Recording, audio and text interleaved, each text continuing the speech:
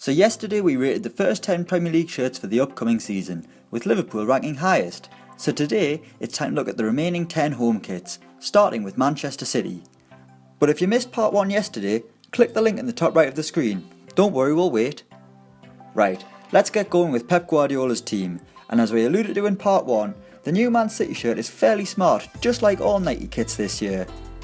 A consistent light blue across the full shirt rather than navy sleeve, as well as white shorts rather than last year's light blue, plus a touch of claret on the socks as Man City pay homage to their 1968 title winning shirt, which may be hard to believe because despite popular belief, Man City weren't actually established in 2008.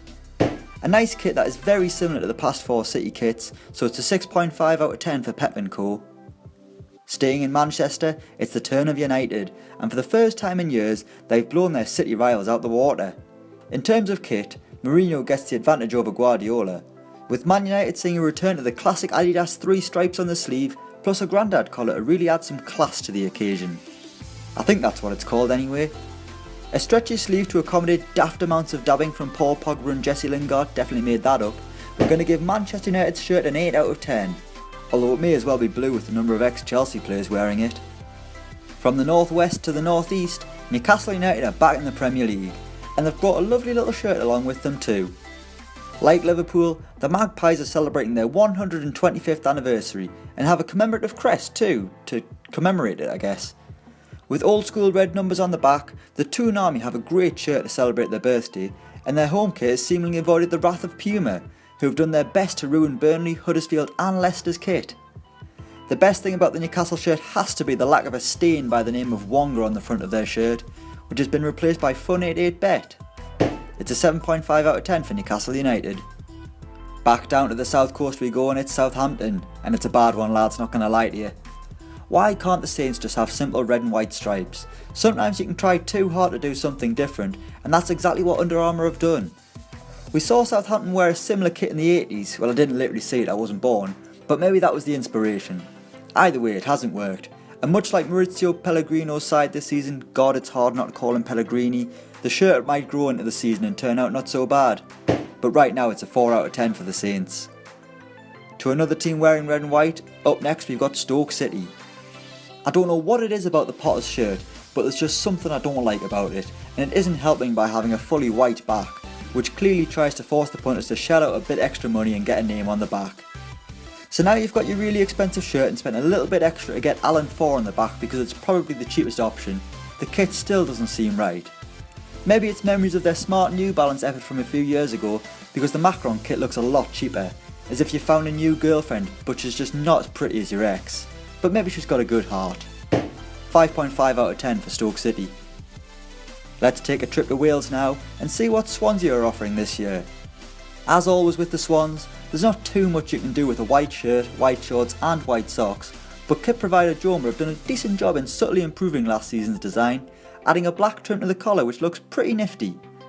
Other than that and a change of sponsor, it's pretty much the same kit as last year, with the main difference being that Gylfi Sigurdsson probably won't be wearing it too much, which will no doubt bring a tear to Welsh eyes, unless they support Cardiff, or rugby. Anyway, it's a 6 out of 10 for Swansea City. Up next it's Wembley Stadium's own Tottenham Hotspur, and for the first time in their history are wearing kits provided by Nike, and my word they're good. Simple just like Chelsea and Manchester City's kits, but there's something about Tottenham's that puts it above those two. Like so many other teams, Spurs are paying homage to their past, with a change of crest seeing the traditional cockerel enclosed in a shield just like it used to be. Under Armour are gone after their 5-year association with Tottenham, and there's no seatbelt and sign if Spurs crash, with a totally white shirt giving them a clean run at the Premier League title. Or some crap like that, it's just a template. 7.5 out of 10 for Tottenham's home kit. We've got 2 more trips to London before we wrap up, so it's Watford's turn next, and I think this is the Hornets' best kit for years, and easily ahead of anything they've worn in the last 2 seasons, with a lot more red appearing on the Adidas branded kit, although it does look slightly like an old Fulham kit dipped in yellow paint due to the FX Pro sponsor, but that's neither here nor there. With Marco Silva in charge, Watford will be hoping for a level of consistency that has eluded them in recent years, but win, lose or draw, at least they've got a decent kit whatever the occasion. It's a 7 out of 10 for Marco Silva's Hornets. Before we wrap up, we need to go up to the Midlands and check out West Brom and their half a nice kit. Yep, they've got the same problem as Stoke City, Actually, it's even worse, because the back of their shirt is totally navy, rather than having the navy and white stripes from the front, which is a shame because that's fairly decent. When you think about it, the new West Brom shirt is quite symbolic of last season for Tony Pulis' side. A great first half and then nondescript second half. We're going to give West Brom a 5 out of 10. And last but certainly not least, it's off to West Ham United. The second West Ham home kit to grace the Olympic Stadium, and to the untrained eye it's really not that different.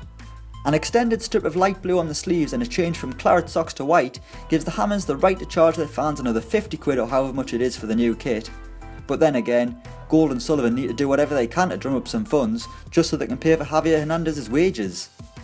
A nice strip that is far too similar to last season's means it's a 6 out of 10 for West Ham. So there it is, our ratings of all 20 Premier League kits for the upcoming season. Click the link on the screen if you missed part 1 and let us know what you think in the comments below. And don't forget to like, share and subscribe. And a big thank you to the 50,000 of you that do already. And check out our newest channel, HITC 7s.